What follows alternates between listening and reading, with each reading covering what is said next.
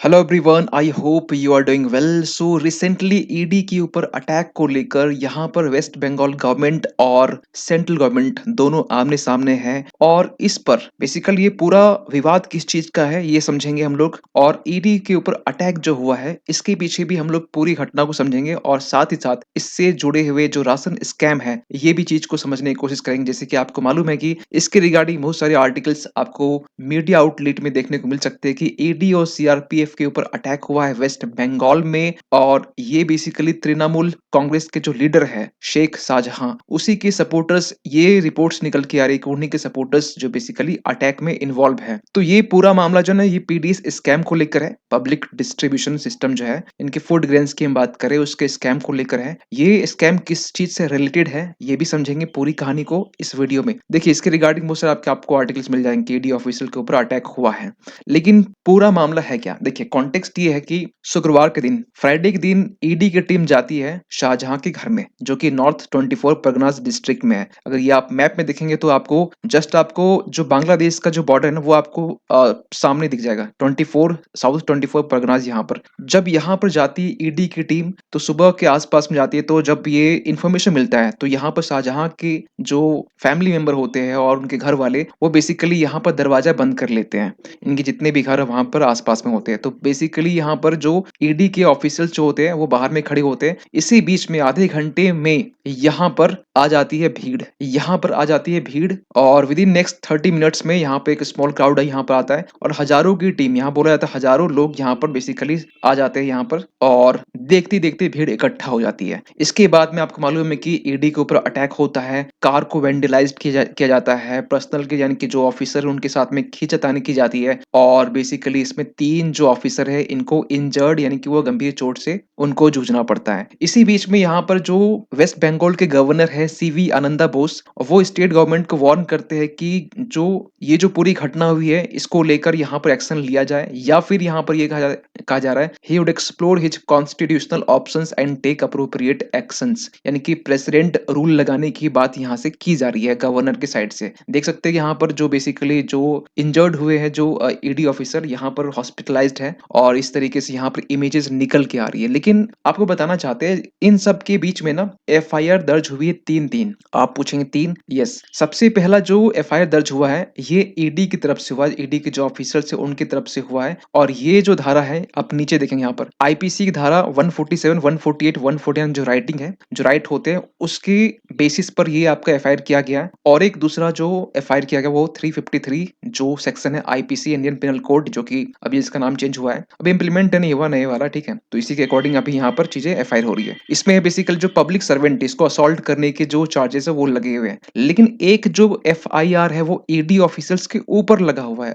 और ये कौन लगाया है? ये बेसिकली लगाया गया है जो टीएमसी के लीडर है उनके फैमिली पर्सन ने लगाया है कि यहाँ पर 441 यानी क्रिमिनल ट्रेस पासेस यानी क्रिमिनल एक्टिविटीज करने की, यानी कि वो घर गए और कुछ क्रिमिनल एक्टिविटीज कर रहे थे। 379 यानी कि चोरी करने के इरादे से वहां पर आए थे, मतलब ईडी के ऑफिसर। 354 लगा गया यानी कि इसको लेकर यहाँ पर जो वुमेन मॉडेस्टी यानी कि वुमेन की जो महिला की जो सम्मान होती है, आत्मसम्मान, उसको ठेस पहुंचाने के लिए यहाँ पर 354 लगता है। तो ये चार्जेस लगे हैं बेसिकली ईडी ऑफिसर्स के ऊपर और ईडी ने अपनी साइड से ये साइड लगाया। अब इन सब के बीच में जब आपको पता होना चाहिए कि ये जो बेसिकली इसके रिगार्डिंग न्यूज भी आता है, trace passes, outraging women modesty, ये आपके चार्ज लगे। लेकिन आपको बताना चाहते हैं कि पुलिस के तरफ से यहाँ पर शनिवार को ईडी की तरफ से यहाँ पर शंकर आधिया जो कि फॉर्मर चेयरपर्सन थे बोन गांव जो म्युनिसिपैलिटी है वहां के, जो बेसिकली कनेक्शन बताया जा रहा है कि ये जो स्कैम हुआ है राशन स्कैम उससे लिंक बताया जा रहा है, तो इसकी एक अरेस्ट अभी फिलहाल हुआ है। और आपको बताना चाहते हैं कि इस एफआईआर के बाद में ईडी के ऊपर जो अटैक हुआ इसको लेकर पुलिस अभी बिल्कुल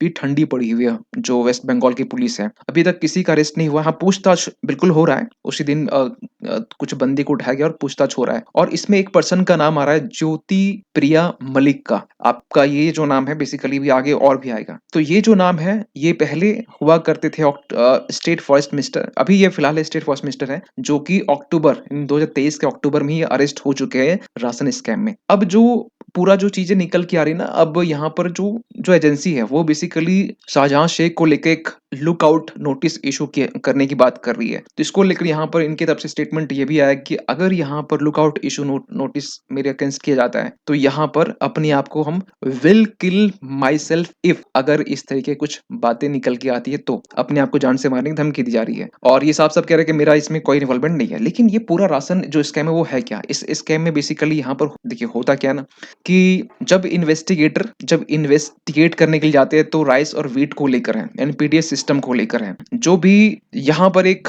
एलिगेशन ये लगाया जा रहा था कि प्राइस शॉप जो डिस्ट्रीब्यूटर होते हैं, आपको बताना चाहते हैं कि जो प्राइस शॉप डिस्ट्रीब्यूटर होते हैं, जैसे कि एक तो होता है ऑनर, एक तो मिल ऑनर होता है, ठीक है, जो फ्लोर ऑनर भी बोलते हैं।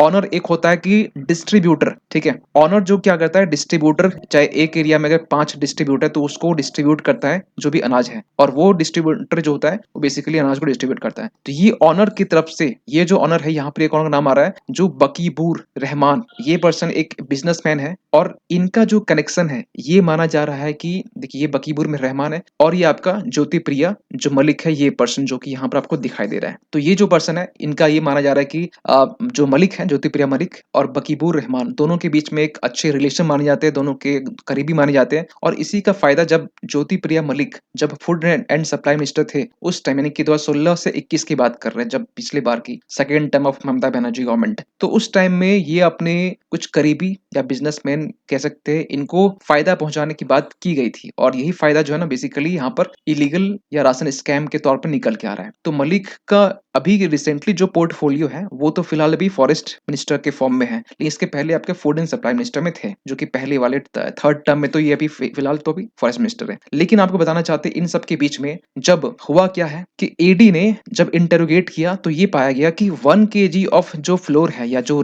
अनाज है उसमें से 600 ग्राम जो है ना, ये अनाज पहुंच रहा है जो भी पर्सन है, जो भी बेनिफिशियल है उनके पास में। और इसको लेकर यहाँ पर जो सप्लायर्स है और मील ओनर्स है, दोनों के बीच में एक स्कैम एक देखा जा रहा है, एक जुगलबंदी देखी जा रही है स्कैम की। और इस बीच में ना सवाल फिर ये निकलता है कि जो 400 ग्राम जो बच रहे हैं, अब ऐसे 400 ग्राम बहुत सारे बच जाएंगे, 5 kg में आप समझ 2 kg तो बच जाएगा। तो ऐसे में इसको बांटने का जो तरीका है ना, वो बेसिकली जो बकीबुर रहमान है वो 80-20 का लगाया, इनकी 20% जो डिस्ट्रीब्यूटर है, क्यों डिस्ट्रीब्यूटर भी इसमें शामिल है उनको, और 80% जो है ना वो यानी कि जो ऑनर है उनको, ऑनर के साथ में मील ऑनर के साथ में यहाँ पर कॉम्प्लिसिट जो गवर्नमेंट ऑफिसर्स है उनको भी, और मिनिस्टर ऑफिस इनको भी यहाँ पर चीजें डिवाइड करके दी जा रही है। मतलब इस मामले में धांधलीबाजी चल रही है। लेकिन इन सब की शुरुआत कहाँ से होती है, ये लाइमलाइट में कैसे आता है? बेसिकली नादिया डिस्ट्रिक्ट जो कि वेस्ट बंगाल में ही है, बात है 2020 की अप्रैल की, कोविड-19 पेंडेमिक चल रहा था उस टाइम में, अप्रैल के आसपास में। आपको मालूम है कि वहां पर जो कोविड-19 पेंडेमिक इशू किया गया था, लॉकडाउन, और उस बीच में प्रोटेस्ट देखने को मिलता है यहाँ पर वेस्ट बंगाल में नादिया डिस्ट्रिक्ट में,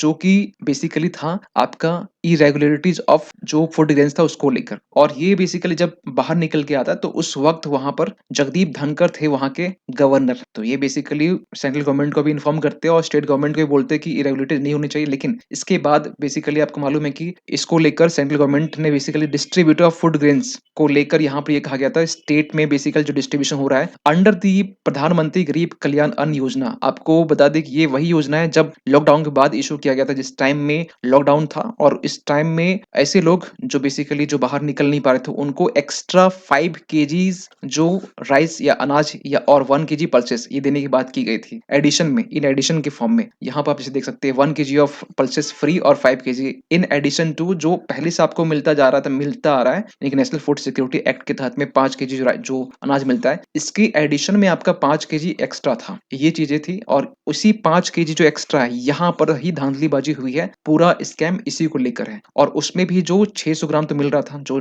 बेनिफिशियल है उसको, लेकिन 400 ग्राम हर एक केजी में 400 ग्राम का जो धांधलीबाजी चल रहा था उसको लेकर यहाँ पर स्कैम देखा जा रहा है। तो इस बीच में यहाँ पर गवर्नमेंट की, स्टेट गवर्नमेंट की रिस्पॉन्स क्या है? स्टेट गवर्नमेंट साफ साफ ये डिनाई किया है, मलिक बेसिकली अरेस्ट है तो उन्होंने भी डिनाई किया है कि ये एलिगेशन झूठा है। और यहाँ पर ये आरोप लगाया जा रहा है सेंट्रल गवर्नमेंट के ऊपर कि सेंट्रल गवर्नमेंट ने यहाँ पर जो क्वांटिटीज थी अनाज की वो बेसिकली कम पास की है, supplying less than required quantities under PMGKAY। तो यहाँ पर इसको लेकर ये बात कही है। लेकिन ये जो अटैक हुआ है, इस अटैक को लेकर टीएमसी तृणमूल कांग्रेस ने यहाँ पर ये कहा है कि ये बेसिकली वेरी अनफॉर्चुनेट है, और और यहाँ पर ये चीज़ एक ब्लेम गेम चल रहा है कि जो टीएमसी है, वो ये कहा जा रहा है कि बीजेपी यहाँ पर जानबूझ के अपने नुमाइंदों को भेजती है, ईडी को भेजती है और खासकर ये प्रोवोक करने की कोशिश की जाती है कि टीएमसी लीडर के बीच में और जो ईडी के बीच में। तो ये सब चीज़ें निकल के आ रही है, पॉलिटिक्स निकल के आ रही है। लेकिन इतनी सब निकलने के बाद में ऐसा नहीं कि ये आपका पहला ही आपका एलिगेशन है। इसके अलावा बहुत सारे एलिगेशन है जो कि इस